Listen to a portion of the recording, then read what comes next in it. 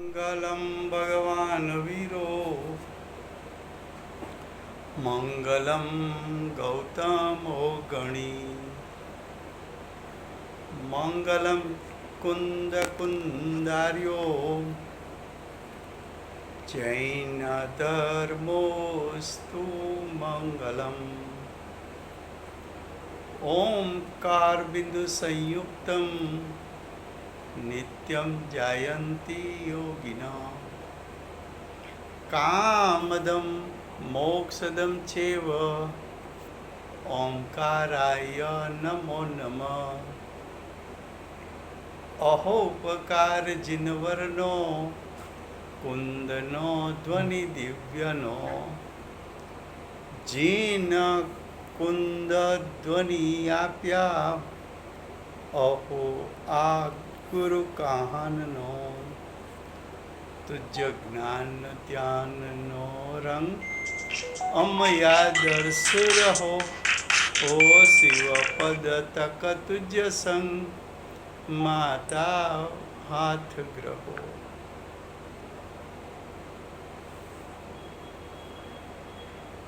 ये जैन सिद्धांत प्रवेशिका है। पंडित श्री गोपालदास बरैया जी ने उसकी रचना की है। श्री दिगंबर जैन स्वाध्याय मंदिर ट्रस्ट ने उसका प्रकाशन किया है। उसमें दूसरा अधिकार चलता है। दूसरे अधिकार का मूल विषय 148 कर्म प्रकृति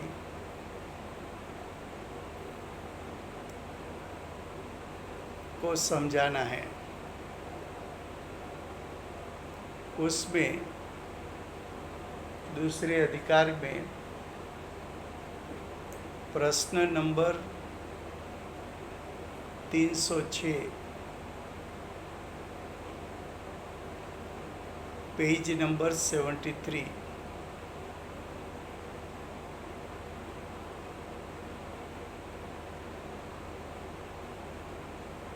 वो कल चला था। आज क्वेश्चन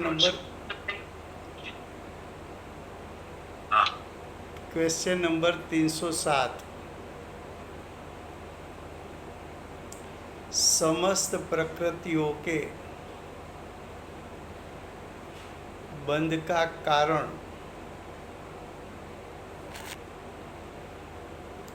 सामान्यता से योग है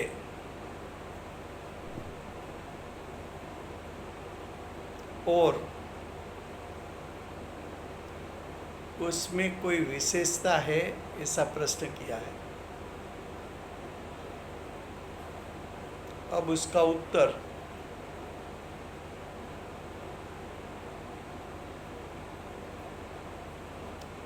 जिस प्रकार भिन्न भिन्न उपादान शक्ति युक्त नाना प्रकार के यानी अनेक प्रकार के भोजनों को मनुष्य हस्त के द्वारा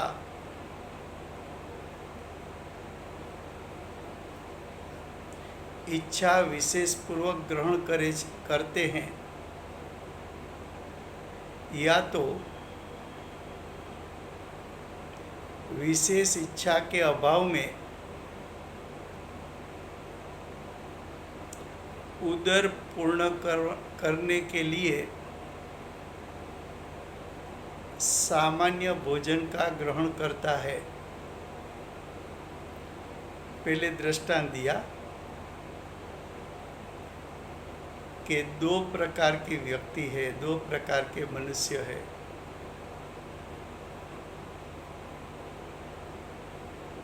एक मनुष्य ऐसा है भोजन का भोगवटा उसकी इच्छा और कसाई युक्त होकर भोजन ग्रहण करना, और दूसरा मनुष्य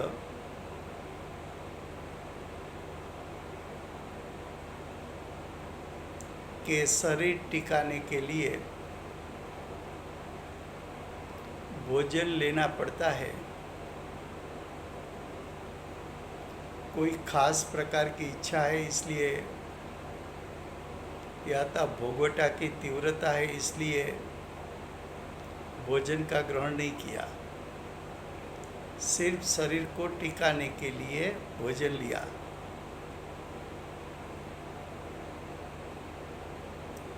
तो ये दृष्टांत दिया। अब वो सिद्धांत में कैसे बिठाते हैं देखो। उसी प्रकार ये जीव विशेष कसाई के अभाव में, विशेष कसाई का अर्थ है तीव्र कसाई के अभाव में, या तो कसाई के बिना योग मात्र से, योग यानी योग गुण के कंपन मात्र से, केवल यानी सिर्फ सातावेदनीय रूप कर्म को ग्रहण करता है।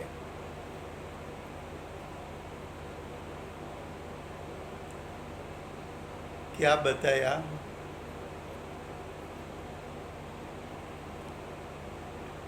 कि कसाई रहित योग का कंपन किसको होता है?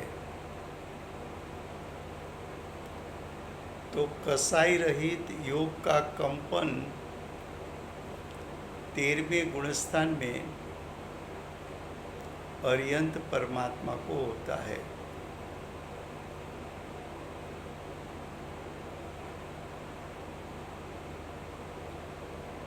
तो जो कसाई से रहित है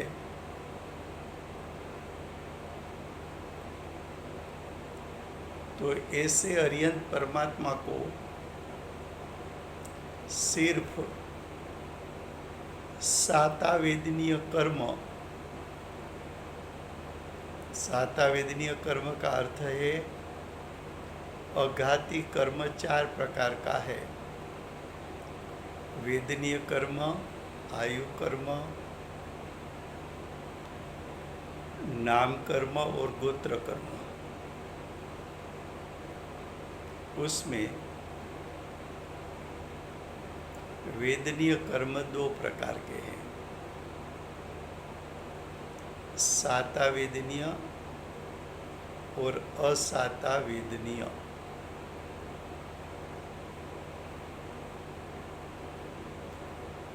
सातावेदनीय या असातावेदनीय ऐसा कर्म का नाम जीव का किस प्रकार का भाव है उस प्रकार से कर्म का नाम दिया जाता है कि सातावेदनी या असातावेदनी। उसका एक दृष्टांत कि आपका कोई एक्सीडेंट हुआ, हड्डी पसड़ी टूटी,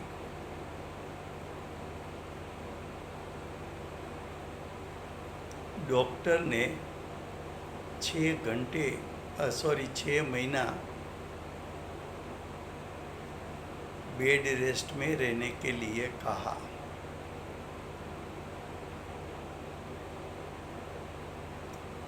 और आपसे नज़दीक जो लोग हैं वो भी कहने लगे कि आपको असातावेदनी का उदय आया, ये हड्डी पसड़ी का तो काम ऐसा है कि लंबे समय चलता है, फिर ठंड के दिनों में पेन भी करता है, ऐसा काफ़ी बातें बताई।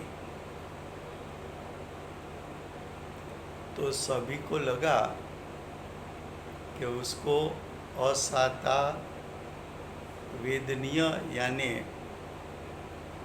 प्रतिकूलता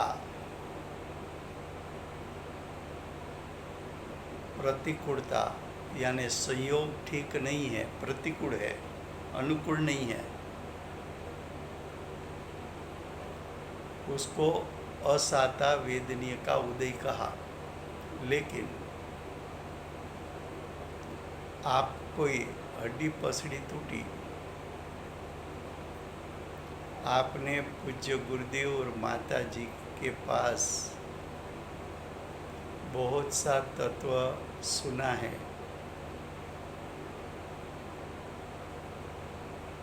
आपने गुरुदेव माता जी के उपदेश अनुसार समाधान कर लिया कि शरीर की हड्डी पसड़ी उसका जो परिणमन होना था वो हो गया, और आगे जो होने वाला है वही होगा। मुझे शरीर पर से, हड्डी पसड़ी पर से उपयोग हटाकर 6 मास के लिए निवृत्ति मिली है। तो विशेष स्वाध्याय करके, विशेष चिंतन करके मुझे मेरा आत्महित करना है। मुझे उपयोग शरीर की ओर ले जाना नहीं है, ज़्यादा से ज़्यादा उपयोग तत्व विचार में, पूजा भक्ति में बिताना है। तो अब आप बताइए कि आपकी हड्डी पसड़ी टूटी,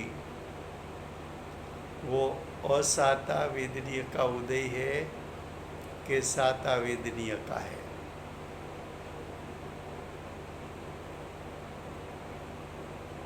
तो साता वेदनीय या असाता वेदनीय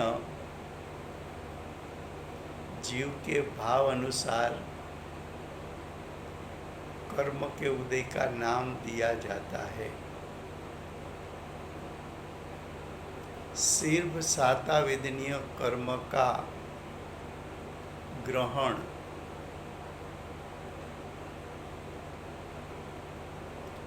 अर्यंत परमात्मा को होता है। ये साता वेदनीय कर्म जिस समय अर्यंत परमात्मा ग्रहण करेंगे, उसी समय उसका त्याग भी कर देंगे। क्यों? कि अर्यंत परमात्मा के आत्मा में राग द्वेष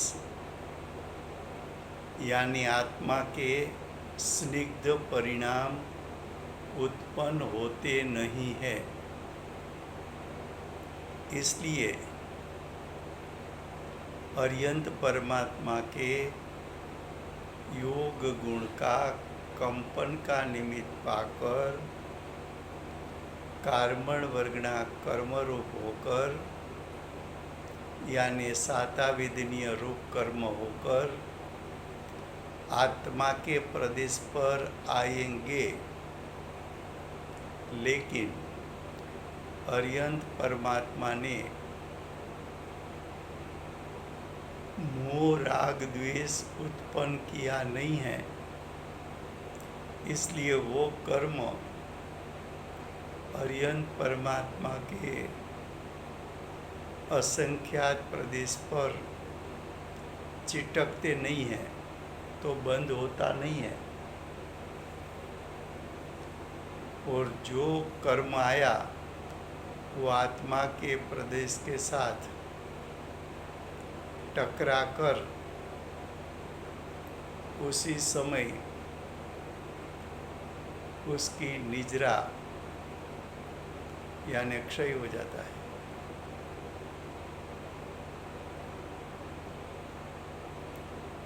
तो जो कसाई से रहित कंपन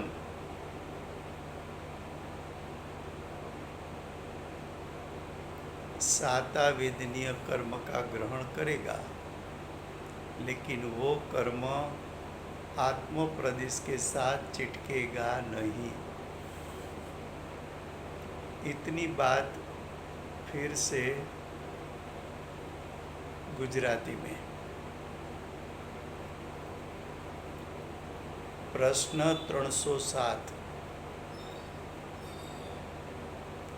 समस्त પ્રકૃતિઓના બંધનું કારણ સામાન્યતાથી યોગ છે,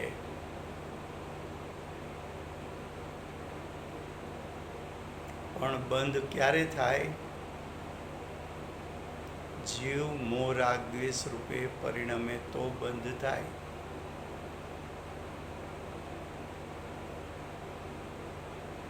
મોહ રાગ દ્વેષ શ્રદ્ધા અને ચારિત્ર ગુણના પરિણામ છે, પણ ચીટકવા માટે કર્મ આવે ક્યારે? તો કે યોગ ગુણનું કંપન થાય તો।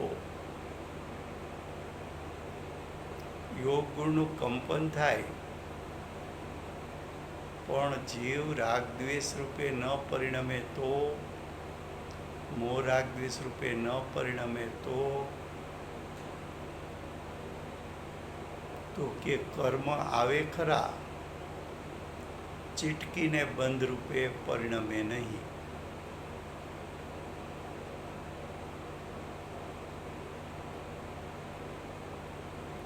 હવે અહીંયા એમ કહ્યું, સામાન્યપણે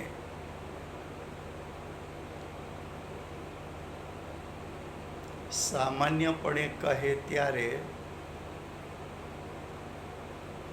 વિશેષપણે પણ કંઈક કેવું છે એમ નક્કી થાય। તો સામાન્યપણે બીજા બધા જીવોની વાત કરશે અને વિશેષપણે અર્યંત પરમાત્માની વાત કરશે। એમ કેમ? તો કે સામાન્યપણે બધા અજ્ઞાની અને સાધક જીવોને ભૂમિકા અનુસાર કર્મ બંધ થાય છે, પણ અર્યંત પરમાત્માને કર્મ આવે ખરા પણ બંધાતા નથી। તો એ અર્યંત પરમાત્માનું સ્વરૂપ એ વિશેષ સ્વરૂપ છે।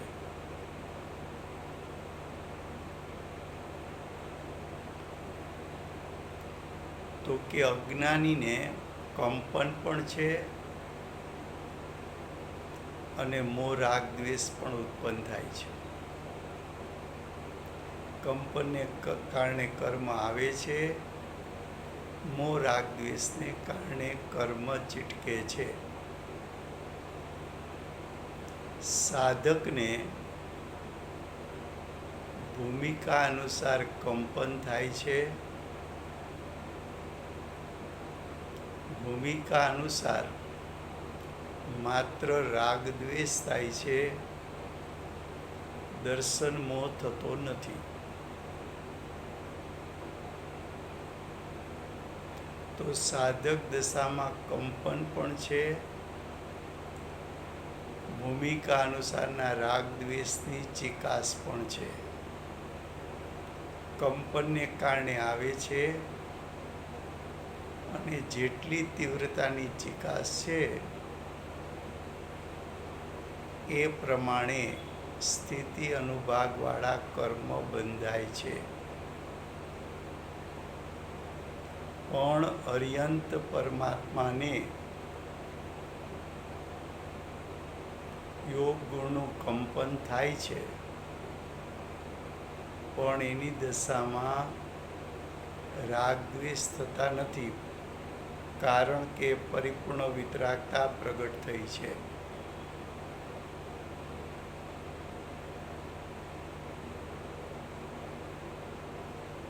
તો અર્યંત પરમાત્માને કંપનને કારણે કાર્બણ વર્ગના કર્મરૂપે પરિણમે, એમાંથી માત્ર કાર્બણ વર્ગના સાતાવેદનીય કર્મ રૂપે જ પરિણમે, અને સાતાવેદનીય રૂપે પરિણમેલું કર્મ આત્માના પ્રદેશે ચીટકવા માટે આવે, પણ રાગ દ્વેષ ઉત્પન્ન નથી થયા માટે કર્મ આત્માના પ્રદેશે ચીટકી ન શકે. માટે આવેલા સાતાવેદનીયના કર્મ માત્ર આત્માના પ્રદેશે અથડાઈને ખરી જાય, નિજરી જાય.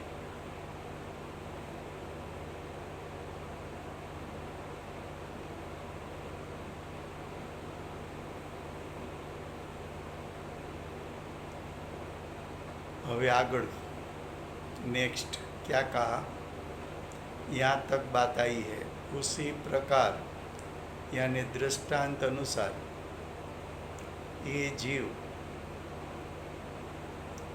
विशेष कसाई के अभाव में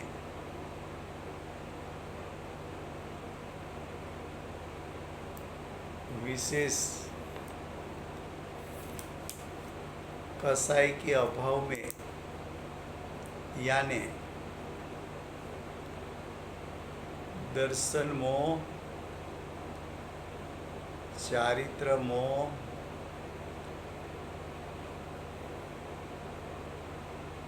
कसाई के अभाव में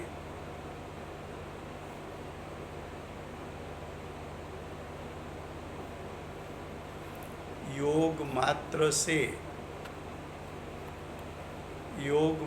से यानी योग के कंपन मात्र से केवल यानी सिर्फ सातावेदनीय रूप कर्म को ग्रहण करता है, यानी सातावेदनीय कर्म कंपन के कारण आत्मा के प्रदेश की ओर आकर्षित होकर आते हैं, लेकिन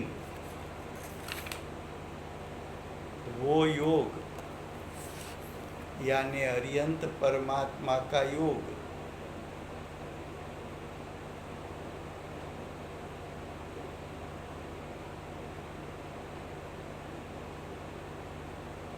तो अरियंत परमात्मा का योग कैसा है?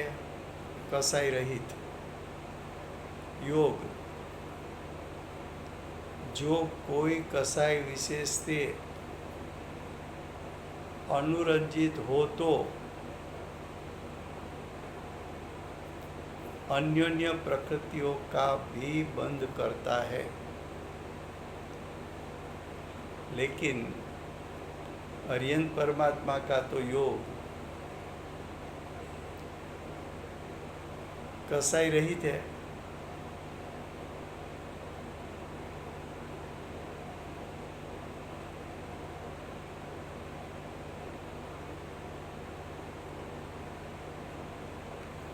अब ध्यान से सुनना, इस बात को हम दूसरी तरीके से आपको बताते हैं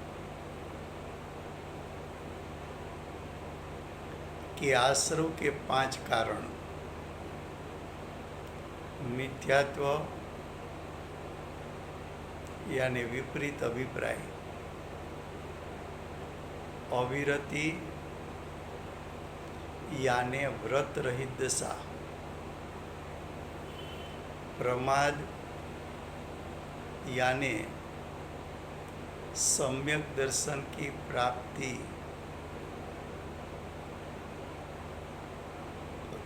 करने के लिए आवश्यक पुरुषार्थ नहीं करना, वो प्रमाद अज्ञानी के लिए। सम्यक दृष्टि के लिए प्रमाद, श्रावकपणा प्रकट हो इतना पुरुषार्थ नहीं उठाना। श्रावक के लिए प्रमाद, मुनिपणा ग्रहण करने जितना पुरुषार्थ नहीं उठाना।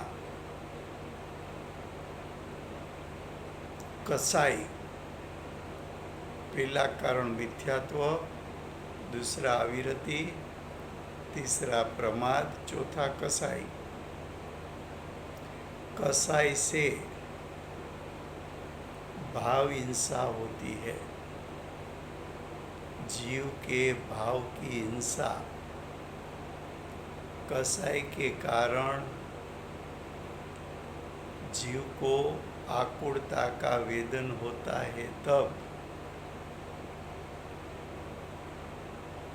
अतीन्द्रिय ज्ञान, अतीन्द्रिय सुख का घात हो जाता है, उसको भाव हिंसा कहने में आती है।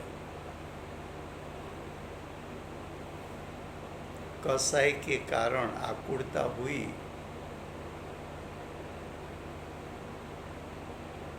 तो जीव की सुख शांति का नाश हो गया, वो भाव हिंसा है। तो प्रथम कारण मिथ्यात्व, दूसरा कारण अविरति, तीसरा कारण प्रमाद, चौथा कारण कसाई, पांचवा कारण योग यानी कंपन।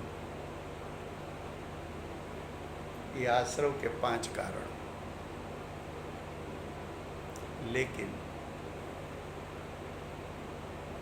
ये पांचों कारण अज्ञानी को होता है।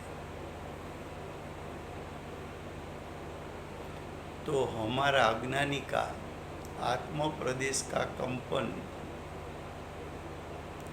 मिथ्यात्व, अविरति, प्रमाद, कसाई से रंजित है। हमारा कंपन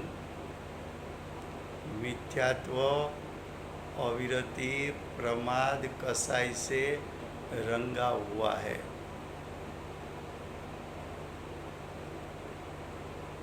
तो हमारा कंपन ये चारों से रंगा हुआ है, इसलिए हमें दर्शन मौका भी बंद होता है, चारित्र मौका भी बंद होता है। 8 कर्म, उसमें से आयु कर्म का बंध प्रति समय नहीं होता।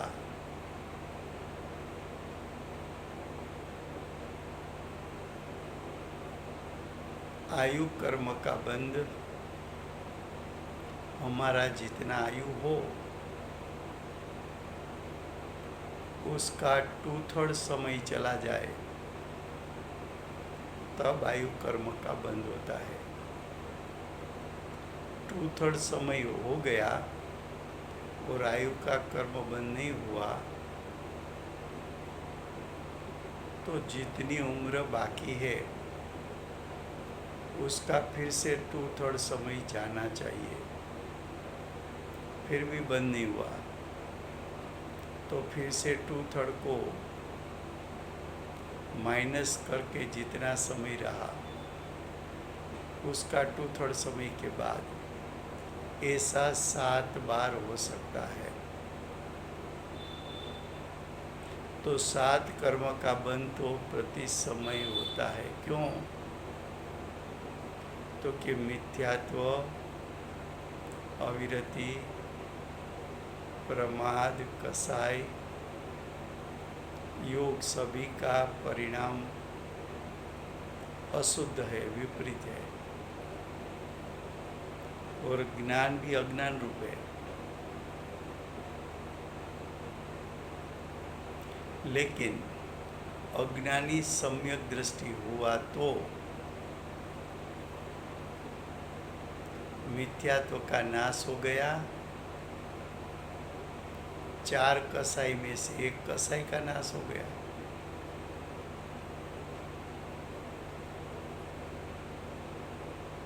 तो अब कंपन है, वो कंपन मिथ्यात्व अनंतानुबंधी कसाई से रहित है,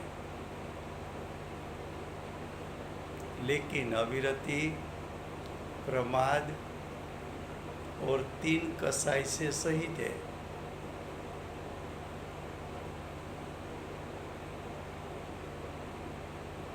तो जितनी अशुद्धता है इतना कर्म का बंद होगा। मिथ्यात्व का तो नाश हुआ है, अनंतानुबंधी कसाई का नाश हुआ है, उसका बंद नहीं पड़ेगा।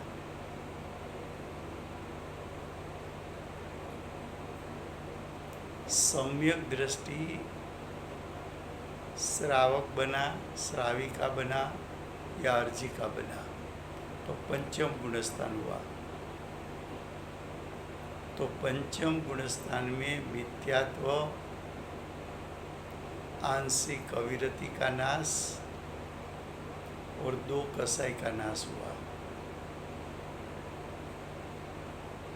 तो अब मिथ्यात्व, आंशिक अविरति और 2 कसाई का नाश हुआ,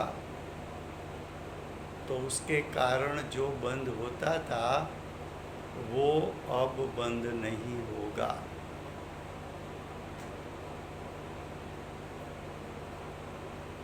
अब बंद होगा, आंशिक अविरति का होगा, प्रमाद का होगा, 2 कसाई का होगा। फिर वो जीव ने पुरुषार्थ बढ़ाया, शुद्धता बढ़ाई, मुनि हुआ। तो मुनि को मिथ्यात्व का नाश, अविरति का नाश,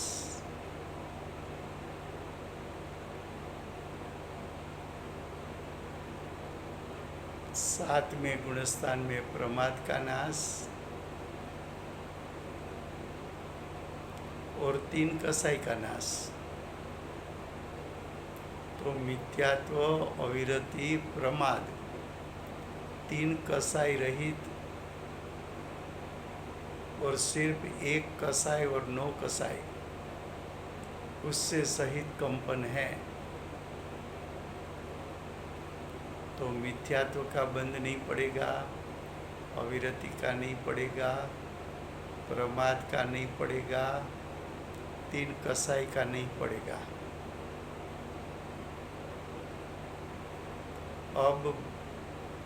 अब कंपन सिर्फ स्वंज्वलन कसाई और 9 कसाई से सहित है।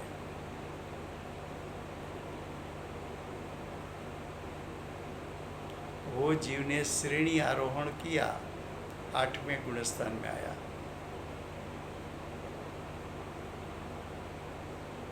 तो मिथ्यात्व का नाश है, 3 कसाई का नाश है, अविरति प्रमाद का नाश है और संज्वलन के क्रोध का नाश है। उन सभी का बंद नहीं पड़ेगा। अब संज्वलन में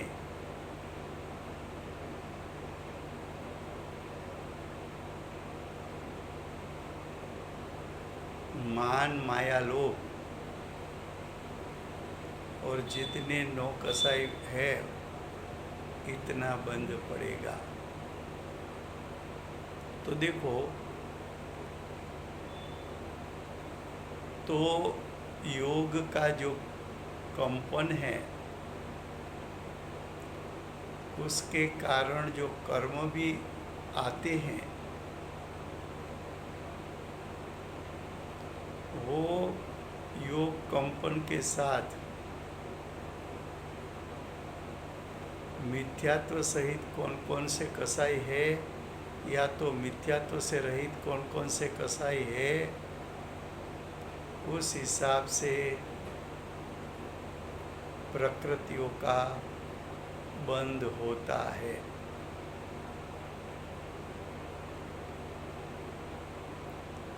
फिर से गुजराती में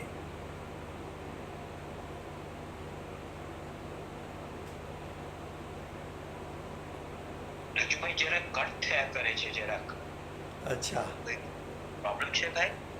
કદાચ મને એમ છે કે આ ઇન્ટરનેટનું હમણાં છે ને, ખબર નહીં, આ વાતાવરણને કારણે કાંઈ ને કાંઈ થોડી તકલીફ રહે છે. કારણ કે તમે આવો છો જાઓ છો, આવો છો જાઓ છો. અચ્છા,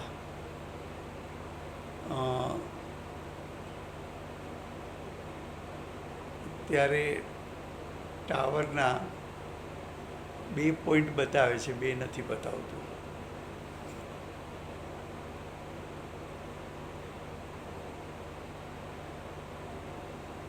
ફરીવાર ગુજરાતીમાં, આશ્રવને કારણે કર્મ આવે તો આશ્રવના પ્રકાર 5 છે.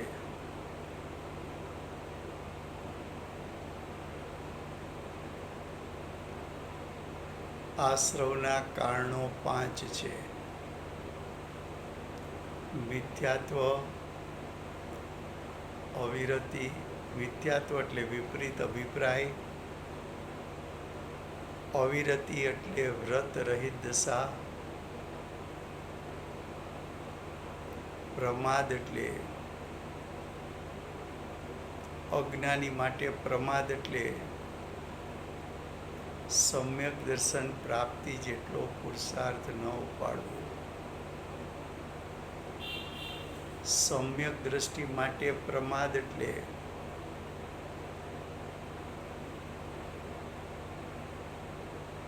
શ્રાવકપણું પંચમ ગુણસ્થાન જેટલી શુદ્ધતા પ્રગટાવવાનો પુરુષાર્થ ન ઉપાડવો. શ્રાવક માટે મુનિપણું પ્રગટ કરવા જેટલો પુરુષાર્થ ન ઉપાડવો.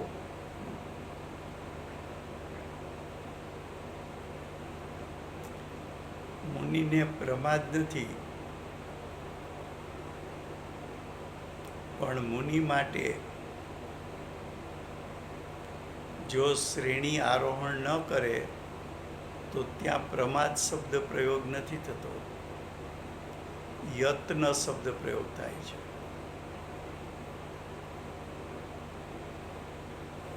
યત્ન કરે તે યતિ, એટલે કે મુનિની ભૂમિકામાં પુરુષાર્થ કરે અને શ્રેણી આરોહણ કરે તો યતિ કહેવાય. તો મિથ્યાત્વ એટલે વિપરીત અભિપ્રાય, અવિરતિ એટલે વ્રત રહિત દશા, પછી પ્રમાદ કયો, પછી કસાઈ. કસાઈની ઉત્પત્તિથી જીવની દશામાં આકુળતા ઉત્પન્ન થાય. એ આકુળતાને કારણે જીવના સુખ અને શાંતિ ભણાઈ જાય, એને ભાવ હિંસા કહેવાય. તો કસાઈ ભાવ હિંસાનું કારણ છે. યોગ એટલે આત્માના પ્રદેશોનું કંપન થવું. હવે આ 5 કારણો છે, આ જ ક્રમથી બોલવામાં આવે છે. કેમ? તો કે પહેલું મિથ્યાત્વનો નાશ થાય છે, પછી અવિરતિનો નાશ થાય છે, પછી પ્રમાદનો નાશ થાય છે, પછી કસાયનો નાશ થાય છે અને પછી કંપનનો નાશ થાય છે. આ જ એનો ક્રમ છે.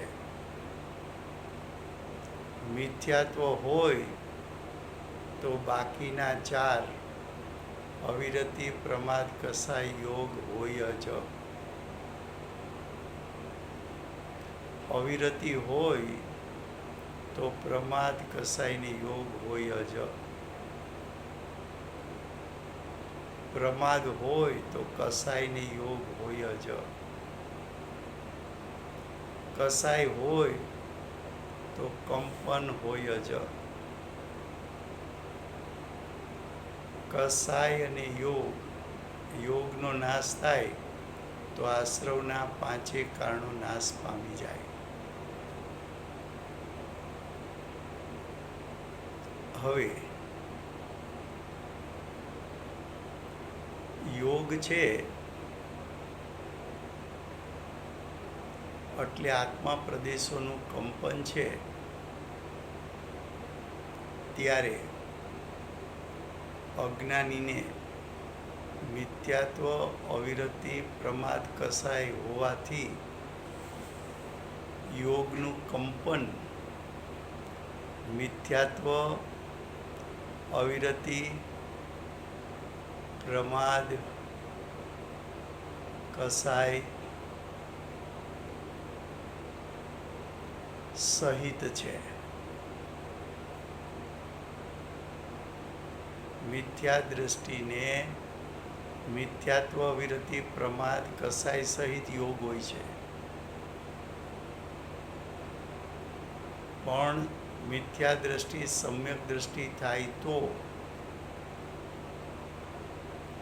મિથ્યાત્વ અને 4 કસાયમાંથી 1 કસાયનો નાશ. તો સમ્યક દ્રષ્ટિને અવિરતિ છે, પ્રમાદ છે અને 3 કસાય સહિત યોગનું કંપન છે. સમ્યક દ્રષ્ટિ શ્રાવક થાય તો આંશિક વ્રત લીધા હોવાથી આંશિક અવિરતિ છે, પ્રમાદ છે, 2 કસાય છે એ સહિતનું કંપન છે.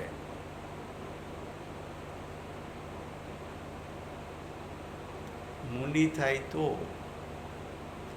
મિથ્યાત્વ, અવિરતિ, પ્રમાદ ત્રણેયનો નાશ થયો છે અને 3 કસાયનો પણ નાશ થયો છે. તો મુનિને માત્ર 1 કસાય અને સાથે રહેલા 9 કસાય સહિતનું કંપન છે.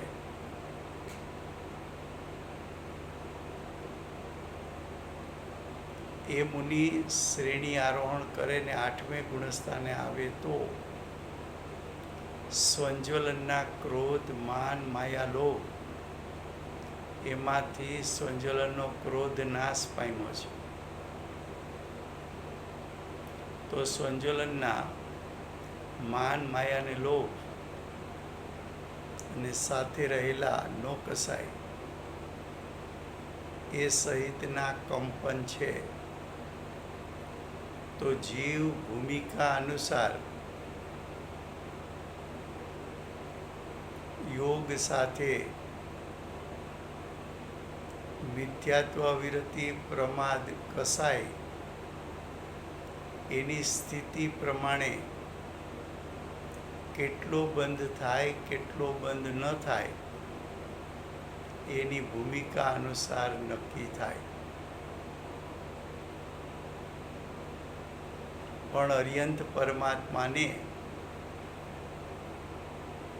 મિથ્યાત્વ, અવિરતિ, પ્રમાદ અને 4 કસાય નાશ પામ્યા છે. એકલું યોગનું કંપન છે. યોગના કંપનથી કાર્મણ વર્ગના કર્મ રૂપે થઈ માત્ર સાતાવેદનીય કર્મ અરિયંત પરમાત્માના આત્માના પ્રદેશે આવે, પણ એ પ્રદેશમાં મોહ રાગ દ્વેષની ઉત્પત્તિ નથી, ચિકાસ નથી. માટે આવેલા સાતાવેદનીના કર્મ આત્માના ક્ષેત્ર સાથે, પ્રદેશ સાથે ચીટકી શકતા નથી, એટલે અથડાઈને ખરી પડે છે. એટલે સમય થયો છે. વર્તમાન 24ના આખરી તીર્થંકર બાલ બ્રહ્મચારી મહાવીર ભગવાનનો જય હો. મહાવિદ્ય ક્ષેત્રે બિરાજતા પ્રથમ તીર્થંકર, અનંત ચતુષ્ટિના ધારક, દિવ્ય ધ્વનિના દાતાર, શાસન ઉપકારી શ્રી સિમંદર ભગવાનનો જય હો. કળીકાળ સર્વજ્ઞ કેવળ જ્ઞાની તળેટીમાં બેઠેલા મા સમર્થાચાર્ય ભગવત કુંકુંદાચાર્ય દેવનો જય હો. વર્તમાન કાળે જીવની મુખ્યતાથી ધર્મનું સ્વરૂપ સમજાવનાર, તીર્થના નાયક, તીર્થના સ્થાપક, તીર્થના પ્રવર્તક, પરમ કૃપાળુ શ્રી સદગુરુ દેવનો જય હો.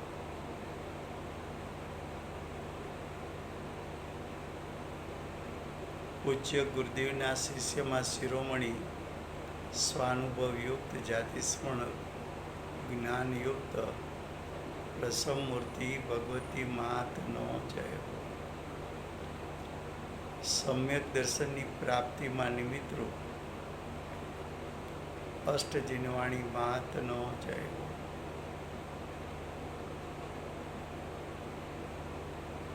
પૂજ્ય ગુરુદેવ અને માતાજીની સાધના ભૂમિ સુવર્ણપુરી ધામનો જય હો. વર્તમાન ગુરુ અને ભવિષ્યના તીર્થંકર શ્રી સૂર્યકીર્તિ ભગવાનનો જય હો. શ્રી સૂર્યકીર્તિ ભગવાનના સમોસરણના મુખ્ય ગણધર દેવેન્દ્ર કીર્તિનાથ ભગવાનનો જય હો. પરમ દિગંબર જૈન ધર્મ